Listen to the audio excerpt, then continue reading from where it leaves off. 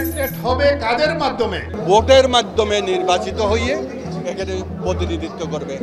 এক পরিবারেরই 7-8 জন সদস্য।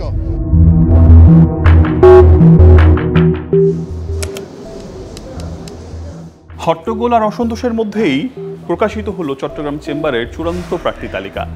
আগামী 1 নভেম্বর নির্বাচনের জন্য প্রস্তুত নির্বাচন কমিশন, কিন্তু কতটুকু প্রস্তুত ব্যবসায়ীরা? বৈষম্য আর সিন্ডিকেটের ব্যানারে ব্যবসায়ীদের যে আন্দোলন, সেটি বা কেন? জানবো পুরো গল্প, সঙ্গেই থাকুন।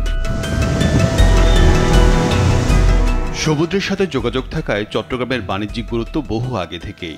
এই শহরেই গড়ে উঠেছে ছোট বড় অসংখ্য শিল্প প্রতিষ্ঠান, আছে অন্তত 3টি অর্থনৈতিক অঞ্চল, সরকারের পরিকল্পনা আছে আরও 3টির। ফলে বাণিজ্যিক কারণেই এখানে গুরুত্বপূর্ণ চট্টগ্রাম চেম্বার। কিন্তু ব্যবসায়ীদের কল্যাণের জন্য যেই সংগঠন, তা নিয়ে কেনই বা এত বিতর্ক?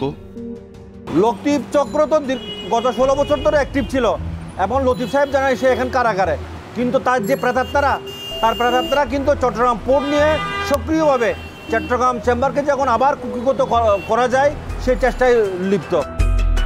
বিষয়টি আরও একটু গভীর থেকে বোঝা দরকার। আমরা দ্বারস্থ হই চট্টগ্রামের প্রসিদ্ধ বিভিন্ন ব্যবসায়িক সংগঠনের নেতাদের কাছে। চেম্বারের দখলে যে চক্রের কথা বলা হচ্ছে, তারা আসলে কারা? কিভাবে এই চক্রটি প্রভাব বিস্তার করে? আমরা চাই না আর এই চেম্বার কোনো পরিবারের মধ্যে থাকুক। নির্বাচন মানে লোভ দেখানোর নির্বাচন হয়েছে, জনগণের প্রত্যেকটা ভোট দিতে পারে না। ওখানে যাদের আশা ছিল আমি ওনাকে নির্বাচিত করবো, আমি ওকে নির্বাচিত করবো, ওই জায়গাটাতে আমরা যাইয়া ভোট দিতে পারিনি। চট্টগ্রাম চেম্বারের মূল দখলদার আওয়ামী লীগের সাবেক এমপি এম এ লতিফ। 2009 সালের 2 বছরের জন্য তিনি চেম্বারের সভাপতির দায়িত্ব পালন করেন। এরপর তার মনোনীত প্রার্থী মাহবুবুল আলমকে পরপর 5 বার মোট 10 বছর চট্টগ্রাম চেম্বারের সভাপতি করা হয়। মাহবুবুল আলম এফবিসিসিআই সভাপতি নির্বাচিত হলে সভাপতি পদে আসেন লতিফের তৃতীয় সন্তান ওমর হাজ্জাজ। সবশেষ কমিটিতে পরিচালক হিসেবে দায়িত্ব পালন করেন তার ছোট ছেলে ও ভাগিনা। এছাড়া মাহবুবুল আলমের মেয়ে রাইসা মাহবুব। সহসভাপতি ছিলেন লতিফের এক ভাই আর 3 ব্যবসায়ী পরিবারের মোট 7 জন সদস্য। কিন্তু প্রশ্ন হচ্ছে, কি পদ্ধতিতে তৈরি হলো এই পারিবারিক রাজত্ব? এ নিয়ে টানা 2 দিন অনুসন্ধানের পর নাম প্রকাশে অনিচ্ছুক একজন আমাদের কিছু নথিপত্র দেয়। চট্টগ্রাম চেম্বারের নির্বাচনে পরিচালক নির্বাচিত হয় 4টি গ্রুপ থেকে। এর মধ্যে অর্ডিনারি গ্রুপ থেকে প্রায় 4001 জন সদস্য 12 জন পরিচালক নির্বাচিত করে। অ্যাসোসিয়েট গ্রুপ থেকে 2764 ভোটার নির্বাচিত করে 6 জন পরিচালককে। আর টাউন অ্যাসোসিয়েশনের 7 জন ভোটারের ভোটে নির্বাচিত হয় 3 জন পরিচালক। অন্যদিকে ট্রেড গ্রুপ থেকে 13 জন ভোটার নির্বাচন করেন 3 জন পরিচালককে। অর্থাৎ টাউন অ্যাসোসিয়েশন আর ট্রেড গ্রুপকে নিয়ন্ত্রণ করা গেলে 6 জন পরিচালক নিশ্চিত, যাদের প্রত্যক্ষ ভোটেই নির্বাচিত হবে চেম্বারের প্রেসিডেন্ট।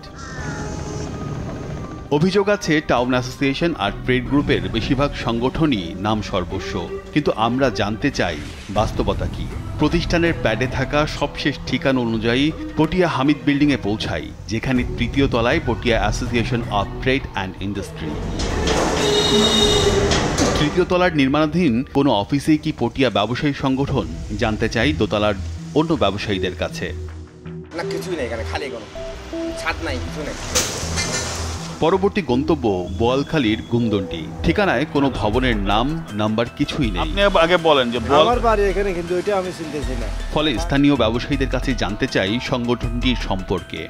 আসলে আমি কোনো সময় শুনিনি। একই অবস্থা রাঙ্গুনিয়ার সরবভাটা চেয়ারম্যান বাড়িতে থাকা Rangunia association of trade and industry. নাম দিয়েছে ডুপ্লিকেট। না, এখানে নাম আসলে চেনা যাচ্ছে না, কারণ এখানে যে চিনতো তাহলে এগুলো সব স্থানীয়। খোঁজ মেলেনি জহুর শপিং সেন্টারের হাটহাজারী অ্যাসোসিয়েশনেরও। এই অ্যাসোসিয়েশনটা কি আপনারা কখনো দেখছেন এখানে? এরকম কিছু আমরা দেখি না, আমরা তো এখানে অলওয়েজ আছি।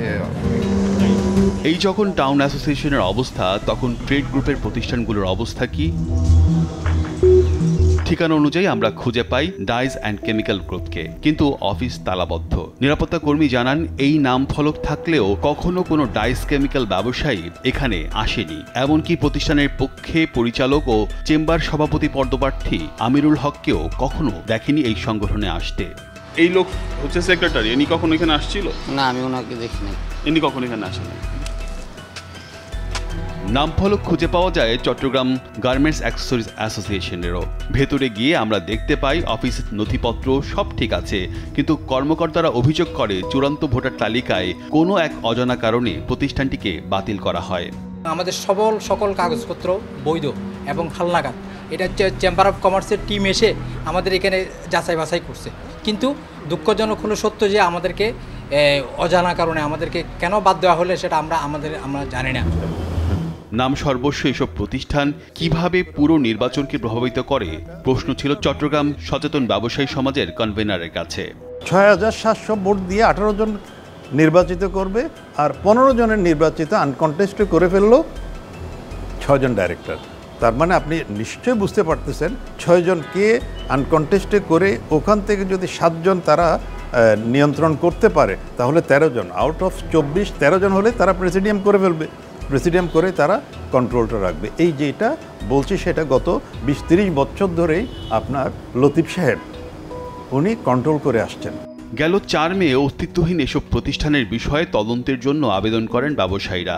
২ দফায় তদন্ত করে চূড়ান্ত প্রতিবেদনে গেল ২০ আগস্ট টাউন অ্যাসোসিয়েশন ও ট্রেড গ্রুপকে বিলুপ্ত করার সিদ্ধান্ত নেয় বাণিজ্য মন্ত্রণালয়। যদিও মাঠ পর্যায়ে এই প্রতিবেদনকে উপেক্ষা করে কোনো এক অজানা কারণে বাণিজ্য মন্ত্রণালয়ের বাণিজ্য সংগঠন বিষয়ক মহাপরিচালকের এক চিঠিতে ৪ সেপ্টেম্বর আবার ২টি গ্রুপের সদস্যদের নির্বাচনে অন্তর্ভুক্ত করা হয়। চিঠি চালাচালের মধ্যবর্তী সময়ে ঘটে যায় আরও এক ভয়াবহ ঘটনা।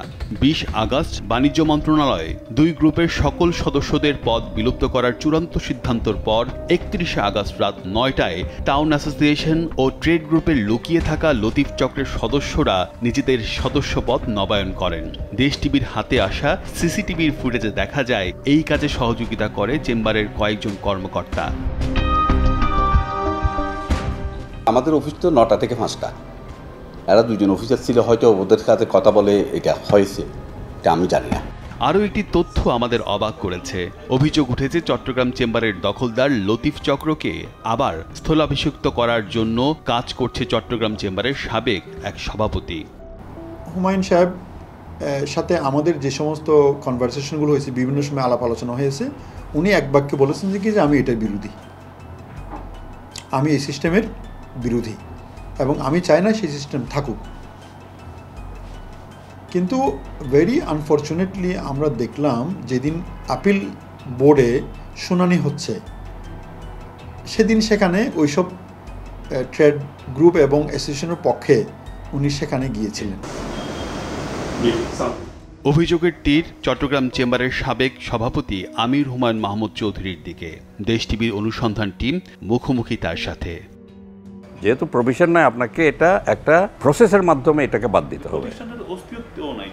অস্তিত্ব নয় আমি এটা বলতে পারবো না, কারণ আমরা হয়তো তারা চেঞ্জ করেছে, হয়তো ইয়ে করেছে, আমি জানি না। সবগুলো ঠিক মতো হচ্ছে, তারা রিনিউ করেছে, ভাড়া রিনিউ দিয়ে ট্রেড লাইসেন্স দিয়েছে, আপনার কি বলা যায় ইনকাম ট্যাক্সের রিটার্ন দিয়েছে। সো এখানে আমাদের তো কোনো সাধ্য নাই যে তাকে অকার্যকর বলার। তদন্ত প্রতিবেদনে নাম সর্বস্ব এসব প্রতিষ্ঠানের সকল সদস্য পদ বাতিলের পরও কিভাবে রাতের অন্ধকারে সদস্যপদ নবায়ন গ্রহণযোগ্য হলো, এই প্রশ্ন চট্টগ্রাম চেম্বারের প্রশাসকের কাছে।